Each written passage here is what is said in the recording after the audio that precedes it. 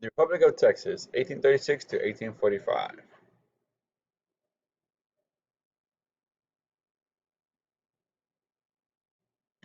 So here's some of the colleges named after Sam Houston and Lamar. We got Lamar University, Sam Houston, Navarro College, some of the people we're talking about today. So Sam Houston, first and third president of the Republic of Texas in 1836 to 1838 and 1841 to 1844.